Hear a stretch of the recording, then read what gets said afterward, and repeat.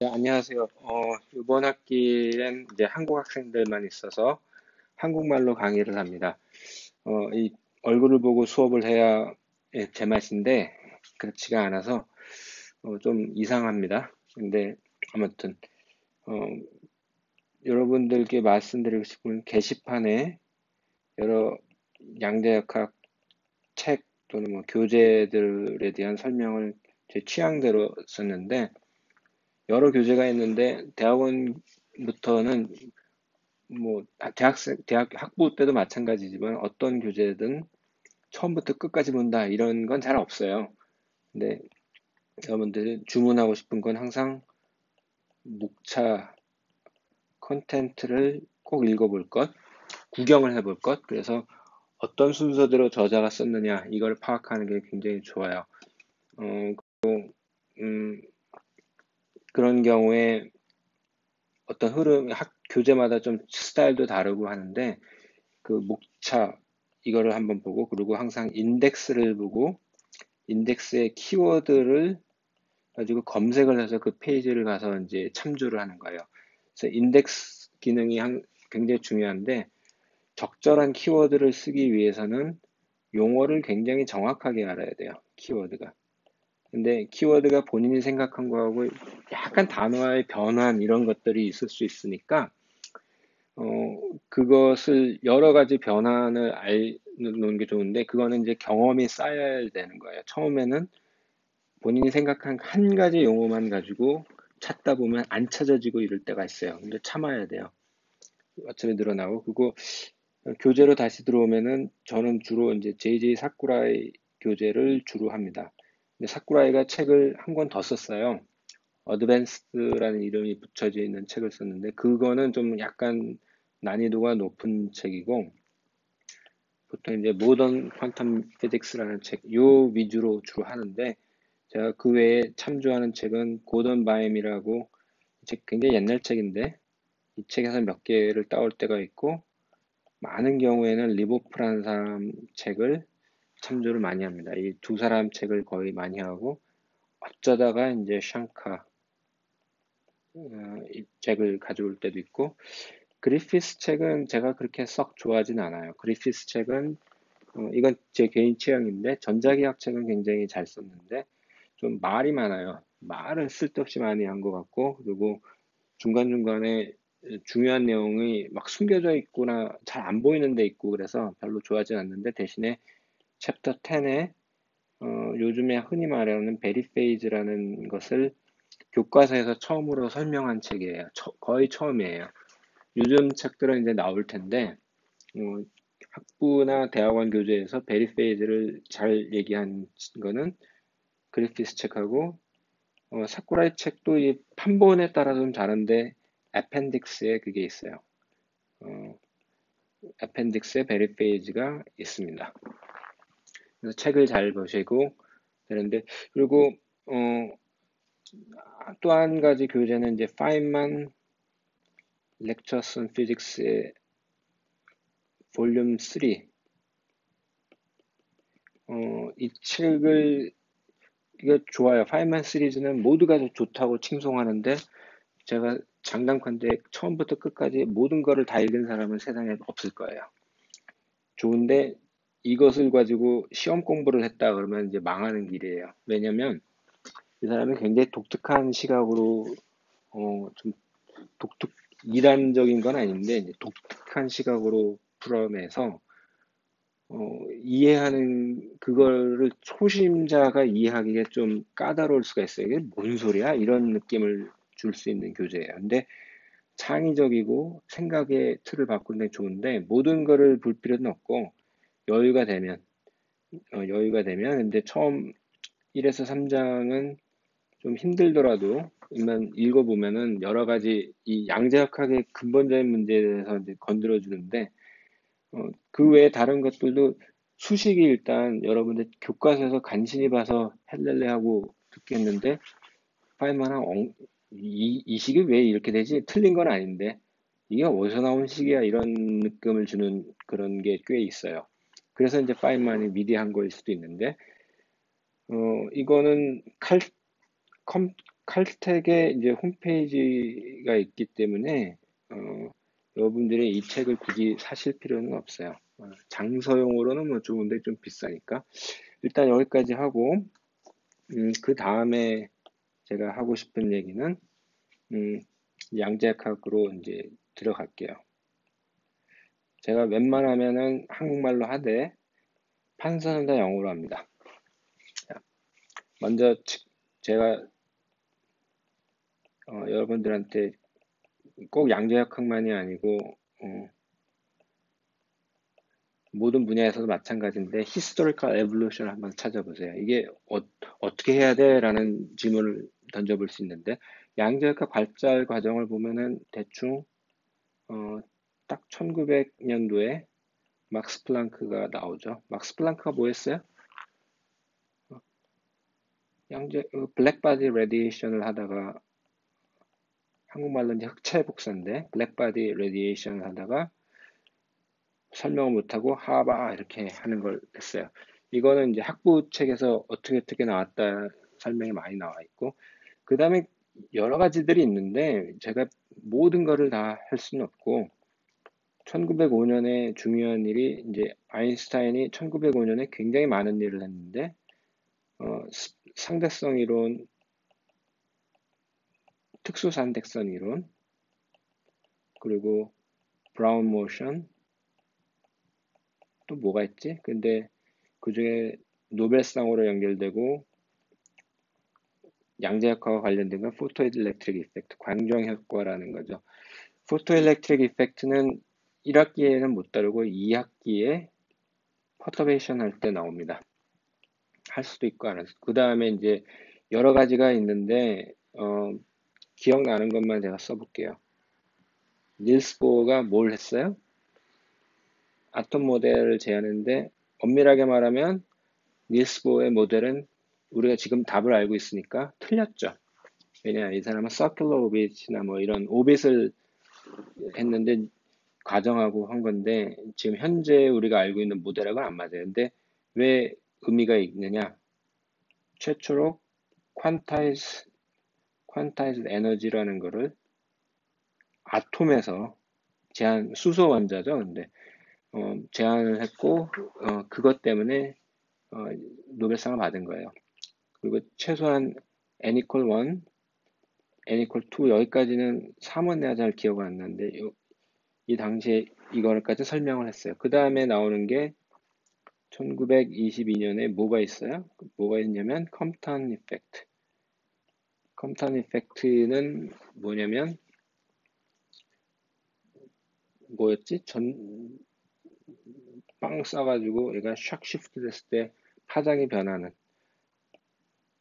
엑스레이를 전자에다 딱 쐈는데 파장이 변하는 이 실험이고 그 다음에 이 비슷한 것 중에 하나가 스턴 갤락 익스페리먼트. 이 오늘 이후에 아마 다음 시간에 스턴 갤락 실험을 얘기하면서 양자역학 얘기를 시작할 거예요.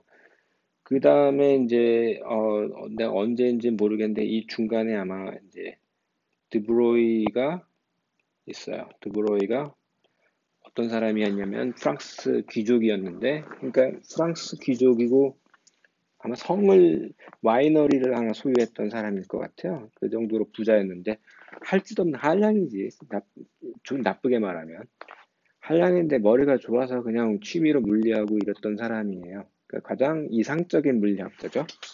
이 사람이 그냥 또 원래 전공이 아마 물리가 아니고 전기공학이었을 거예요. 그리고 2차 대전, 1차 대전 아마 참전을 했던 그 통신병으로 참전했을 거예요. 이 사람은. 근데 그러다가 우리가 알고 있는 게 뭐예요?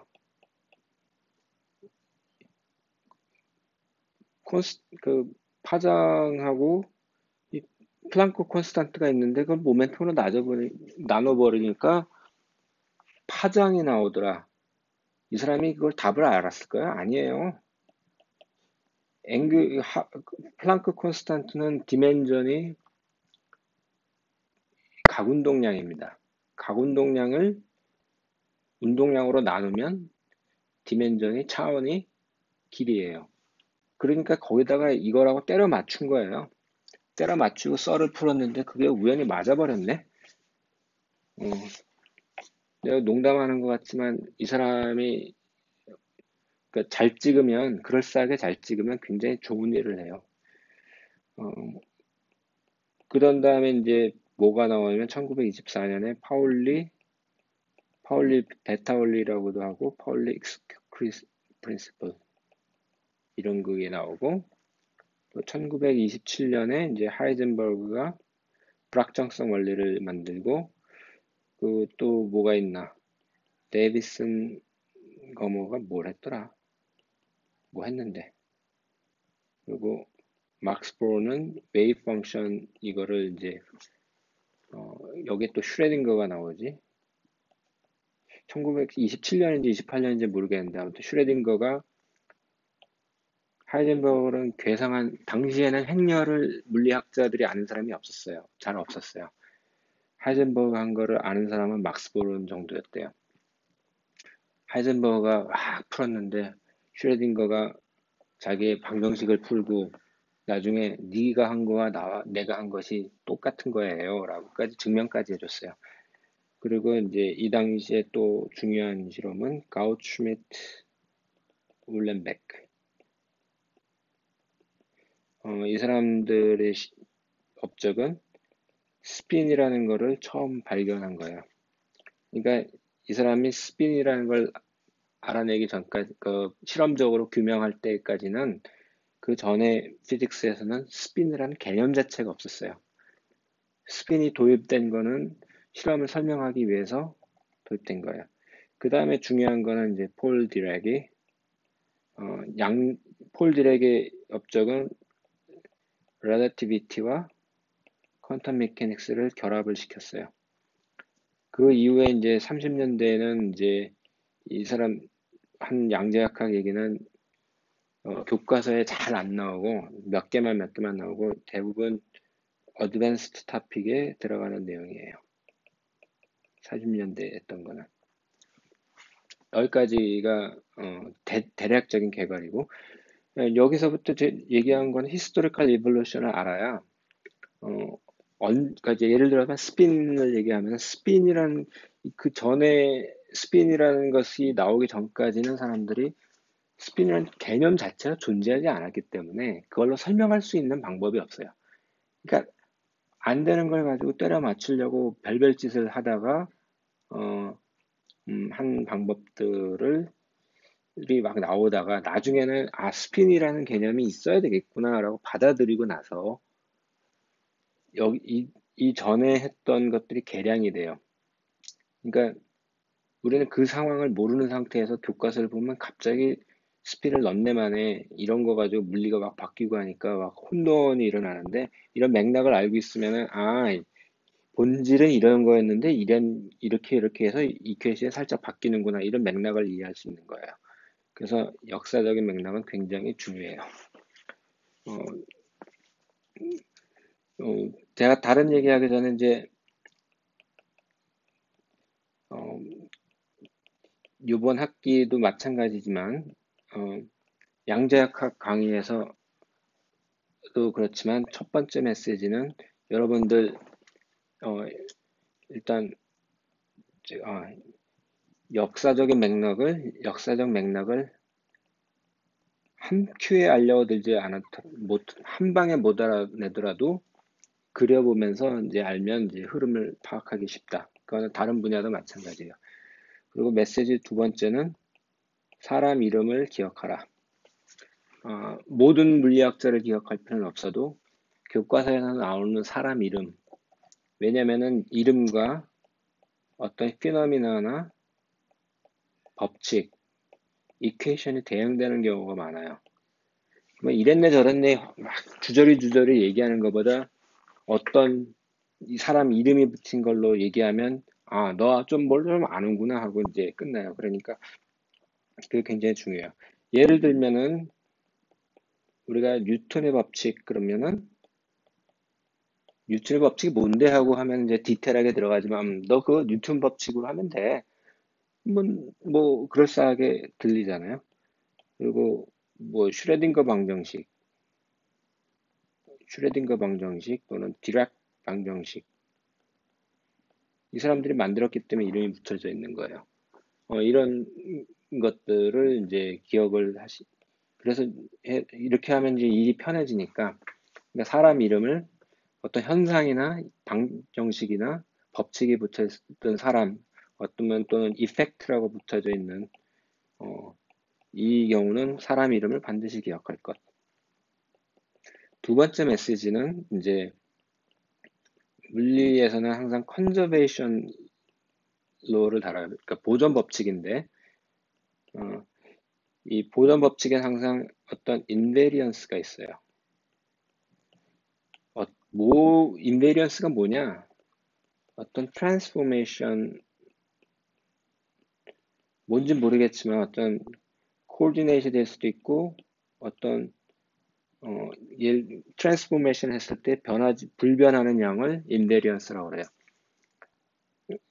어떤 트랜스포메이션에 인베리언스 하면은 반드시 컨저베이션 로가 생기는데, 그 중에 하나가 에너지. 에너지는 어떤 트랜스포메이션을 했을 때 컨저브 되는 거냐면 타임 트랜슬레이션을 했을 때예요. 에너지가 불변하면은 뭘 하도 시간이 흘러도 에너지는 똑같아야 되잖아요. 그래서 에너지는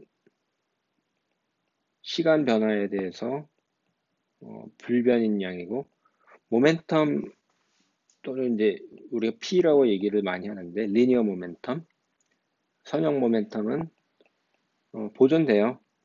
근데 이 경우는 스페이스 트랜슬레이션.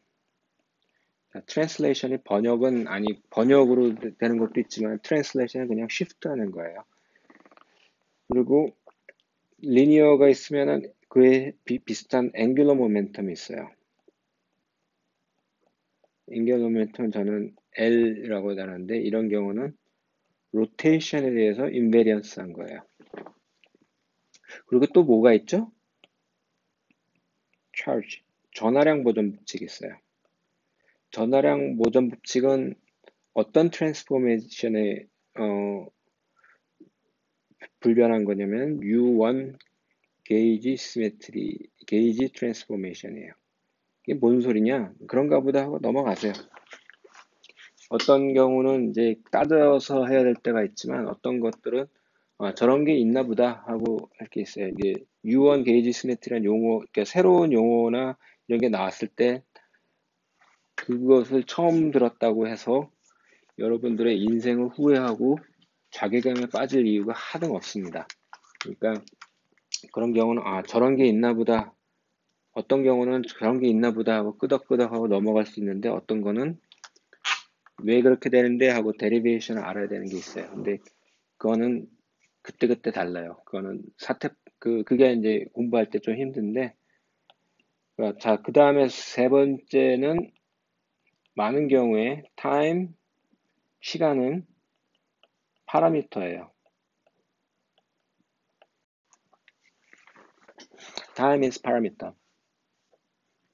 우리는 이제 시간을 재고하고 하는데, 이제 그거는 이제, 그렇게 따지기 시작하면 물리에서 양자역학에서 어떻게 하느냐 개념적으로 좀 헷갈릴 수 있는데, 우리 모든 이퀘이션에서는 time은 파라미터인데, 이게 strange 파라미터가 되는 경우는 relativity, 상대성 이론에 대해서만 그래요. relativity는 시간이 될지 모르겠는데 굉장히 간단한 버전으로 설명을 할 기회가 있으면 하게 될 거예요. 왜냐하면 1학기 때는 어떻게 되는지 모르겠지만, 여러분들의 미래를 위해서는 디렉 방정식에 대해서 1학기는 힘들어도 2학기 때는 최소한 가르쳐야 된다고 저는 봐요.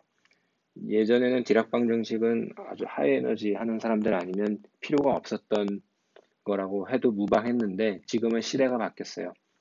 그래서 많은 교재들은 디락 방정식 잘 안 다루는데, 지금이 아니면 여러분들이 따로 공부할 시간이 없기 때문에 하게 됩니다. 시간 관계상 굉장한 압축 버전으로 할 수밖에 없다는 걸 이해해 줍니다. 아무튼 네 번째 법칙은 in many cases 또는 almost always. Classical physics is valid. 자, 양자역학을 하는데 저는 얘기하는 게 많은 경우에 고전역학은 유효하다.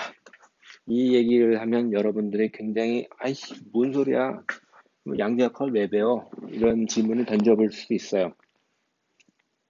근데 제가 여기서 얘기하는 맥락을 이제 잘 이해하셔야 돼요. 첫 번째,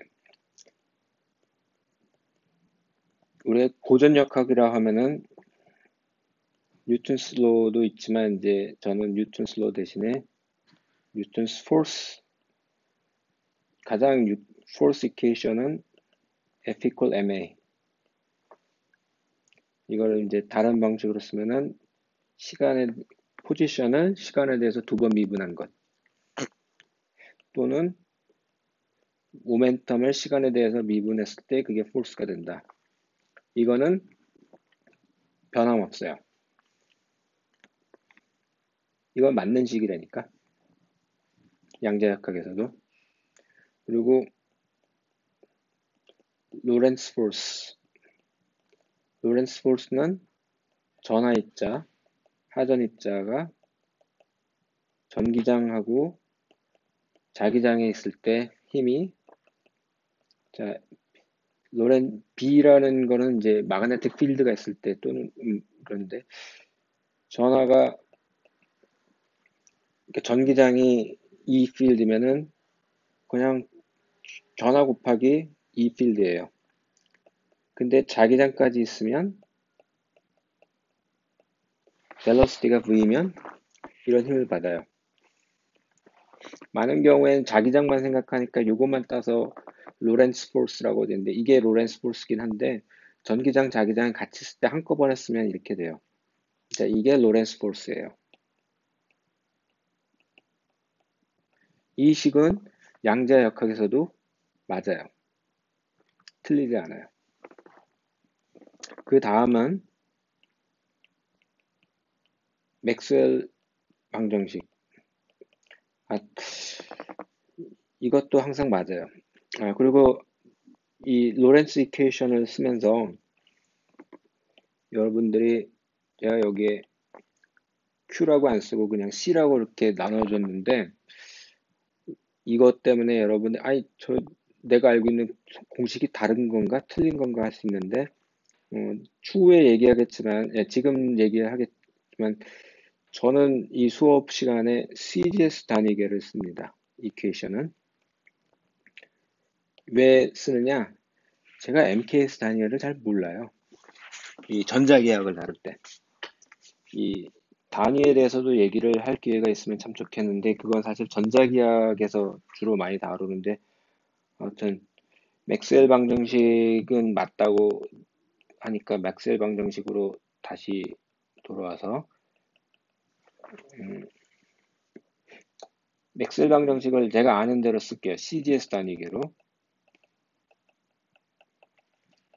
여러분들이 내가 쓴 식이 저게 그러니까 CGS하고 SI 단위계는 차이가 엡실론 제로, 뮤 제로가 나타나느냐, C만 나타나느냐, 이 차이가 C하고 후파이가 나타나느냐, 이 차이가 있어요.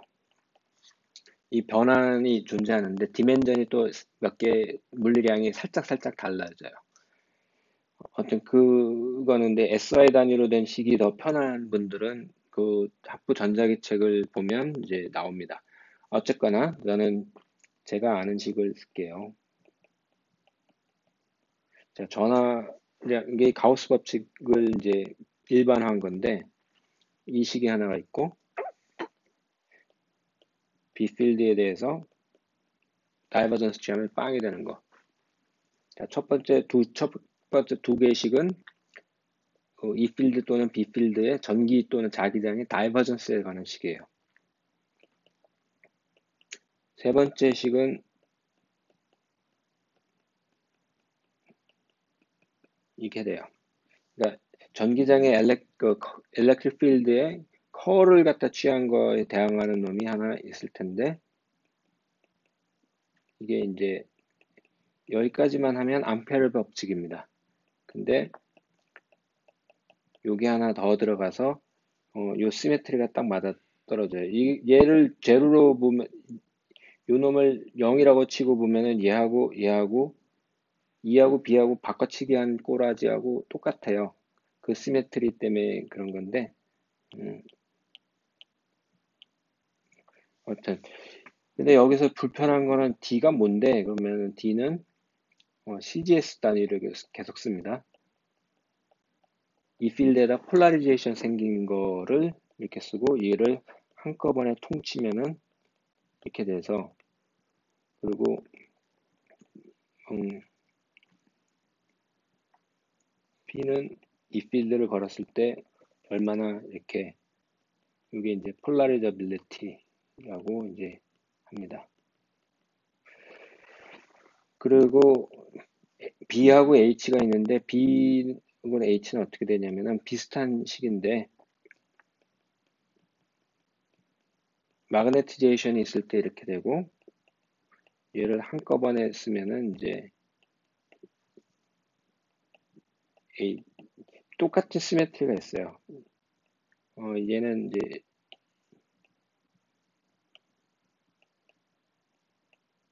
이게 바뀌었나 근데 난 모르겠는데 아무튼 요 식이 있어요. 요것도 양자역학에서 그대로 적용됩니다. 이거 여기에서 이제 파생되는 식이 요가 이제 다이버스가 제로면 얘를 항상 어떤 벡터의 그러니까 컬러 표현할 수가 있어요. 그래서 이게 이제 벡터 포텐셜이 되는데 A가 전자기학에서는 벡터 포텐셜은 그냥 계산을 편하게 하는 놈에 불과한데 양자역학에서는 이게 어떤 펀더멘탈한 의미를 갖게 되는 걸 볼 수가 있어요.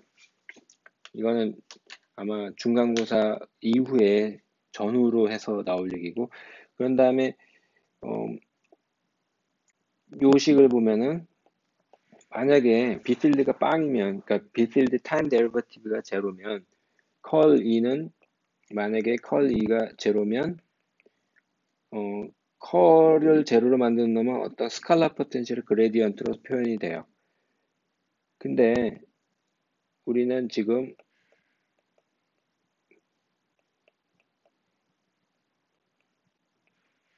요 놈이 제로가 되는데 B가 A의 컬 A니까 이렇게 되네. 얘가 그레디언트로 표현되니까 이 필드는 보통 정전기만 다르면 그레디언트 포텐셜 이게 전위예요. 전위. 차르 여기에다가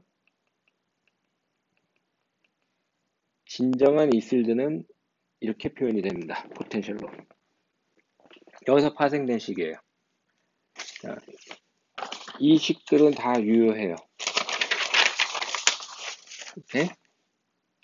그리고 두 번째, 그러니까 여러분들이 몇 가지, 여러분들 전자기학을 꽤 잘 알아야 양자역학을 잘하기가 좋아요. 그리고 또 하나 이제 제가 양자역학을 하기 위해서 몇 가지 교과서는 안 나오는데 고전역학 보통 이제 클래시컬 미케닉스라고 하는 놈을 간단하게 정리해 볼게요. 고전역학이 굉장히 어려워요.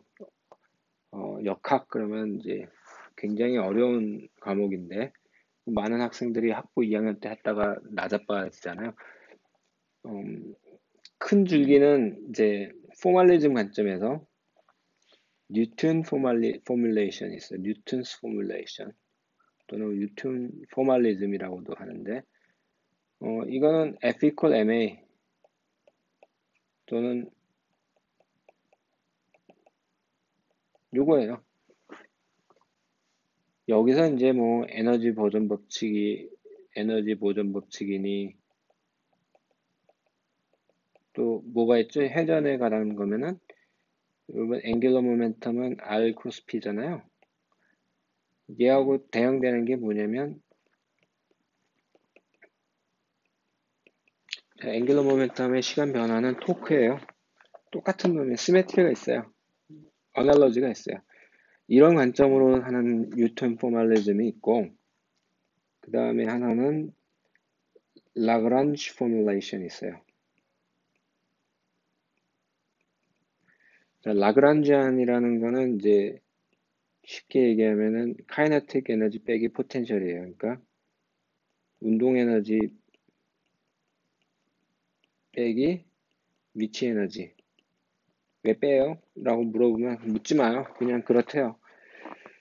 어, 라그란지안을 얘기를 하는 이유가 라그란지안을 알면 좋은 그 수학적으로 용이한 게 꽤 많거든요. 근데 여기서 도입되는 게 variational principle이라고 해서 어떤 경로나 뭐 이런 이걸 다룰 때 좋고 least action principle 최소 작용의 법칙을 다룰 때 좋아요. 최소 작용이라는 거는 라그란지안은 시간에 대해서 적분한 거예요. 근데 변분을 해보면은 얘가 제로가 되는 놈인데 이렇게 제로가 되려면 요게 제외돼서 얘가 제로로 만드는 그런 어떤 패스를 하는 게 이제 최소 작용이 돼요. 그러면 라그란지 저 법칙을 써서 올 수 있는 건 오일러 라그란지 이퀘이션이에요. 이거는 어,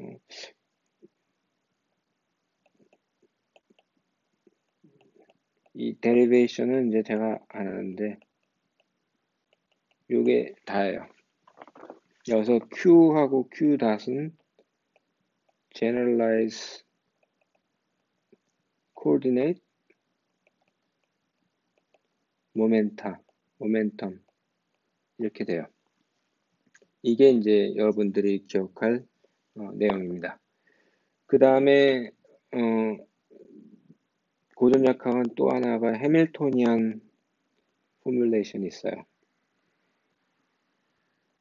왜 해밀토니안이 중요하냐면 해밀토니안은 뉴턴이나 이런 사람들은 뉴턴은 힘이라는 데다가 초점을 맞았고 라그란지안은 어떤 액션 또는 패스 이런 거를 초점을 맞았는데 해밀토니안은 말 그대로 해밀턴이 한 건데 우리 양자역학에서 해밀토니안을 다루잖아요. 이게 에너지 컨저베이션에다가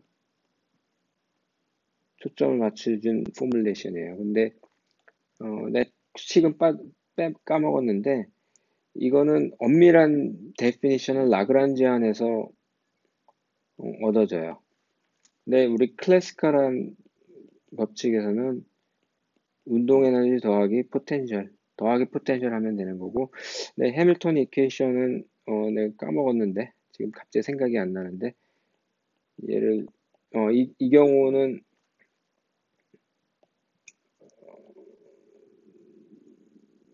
자, 생각이 좀 안 나는데 얘는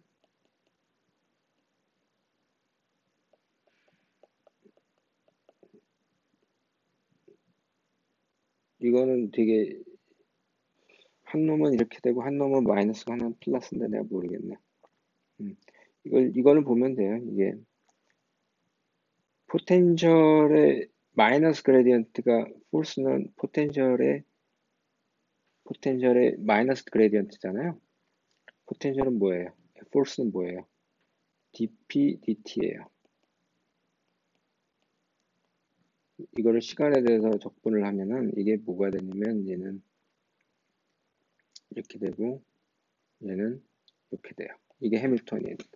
해밀토니안에서는 PQ 그래서 이게 캐노니컬이라는 말을 써요. 이게 나도 캐노니컬이 뭔지 설명하는 게 굉장히 힘든데 캐노니컬 모멘텀, 캐노니컬 코디네이트 이런 식을 써요. 이게 이제 해밀토니안 미케닉스예요.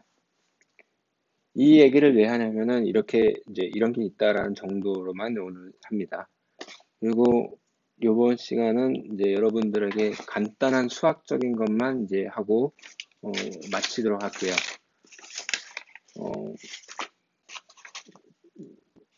여러분들이 양대역학을 하거나 대학원 과정에서 했는데 수학, 어, 이 매스메티컬한 파트에서 사람들이 많이 좌절을 하거든요. 근데 요거는 differential equation 파트가 하나 있고, 두 번째는 복소수. 그냥 복소수가 어쨌네 저쨌네 하는 것도 있지만 컴플렉스 베리어블을 달아서 적분하는 건데 그거는 잘 안 하는데 나중에 한번 기회가 되면 하고, 그 다음에 이제 적분이에요. 적분인데 그냥 dx의 뭐 이런 적분 꼴 말고 3차원 적분을 배워요. 이거를 도대체 어떻게 정의하느냐, 이 문제를 이제 다룰 거고, 이거 양자역학에서는 모든 랭귀지가 리니어 알지브라입니다. 그래서 리니어 알지브라에 해당하는 용어들을 기억하실 필요가 있어요. 안 되면 외워요. 적응할 때까지. 그 외에 이제 중고등학교 과정에서, 중학생은 아니지만 고등학교, 대학교 학부 과정에서 굉장히 어드밴스된 트리비어란 어떤, 트리비어한 건 아니지. 근데 여러분들이 숙달이 안 된 적분들은 기회가 될 때마다 이제 언급을 하겠습니다. 그리고 또 하나는 물리를 하면서 피해갈 수 없는 푸리의 시리즈가 있고 푸리의 트랜스폼이 있어요. 아마 푸리의 트랜스폼을 제일 많이 쓸지도 몰라요. 이거를 이제 여러분들이 이제 그때그때마다 할 거고, 그 다음에 이제 컨셉트가 이제 중요한 게 돼요. 그러니까 여러분들이 물리를 굉장히 잘하면 매스메티컬하게 하는 이것들을 몰라도 될 수 있을 것 같은데 이게 막 혼동이 되거든요. 그리고 이 컨셉을 잡을 때 이제 definition이 있어요. definition하고 definition이 생기기 위한 situation. 이건 굉장히 수학적인 얘기인 거고, 그 다음에는 우리는 수학을 쓰지만 물리 자체가 목적이기 때문에 현상, 측정. 자, 이거는 이제 실제 여러분들 연구실 가서 하는 것들이 모든 게 다 양자역학 행위입니다. 측정이. 여러분들 의식하든 안 하든 그렇게 살고 있어요. 그거에 대한 것들을 이제 항상 해야 되고, 그 스코프라고 그러면은 어떤 범위인데, 이 학부 말고 대학원 양자를 배웠다고 모든 물성을 아는 게 아니고, 이게 아직도 끝이 아니었어라고 느끼기가 좋아요. 우리는 어느 범위까지 알 수 있느냐, 그 이상은 모른다. 그걸 받아들이고 이제 들어가야 돼요. 여기까지만 하고 이제 다음 시간에는 넥스트 토픽은 이제 리니어 알지브라에 대한 얘기를 하면서 드래그 브래켓 노테이션을 할 텐데, 노테이션을 쓰고 리니어 알지브라를 하면서 이제 벡터 스페이스라는 얘기를 이제 다음 시간에 이제 하겠습니다. 그리고 몇 가지 트리비얼한 수학 공식들을 여러분들이 이제 이게 설명을 할 텐데, 많은 경우에 저는 고등학교 과정에 고등학교 과정으로 충분한 XYZ 코디네이트로 비율을 들 거예요. 그게 다는 안 되지만 벡터 스페이스를 할 때 여러분들이 알 수 있는 그 레벨로 이제 설명을 하도록 하겠습니다. 자, 요번 첫 번째 강의는 여기로 마치겠습니다.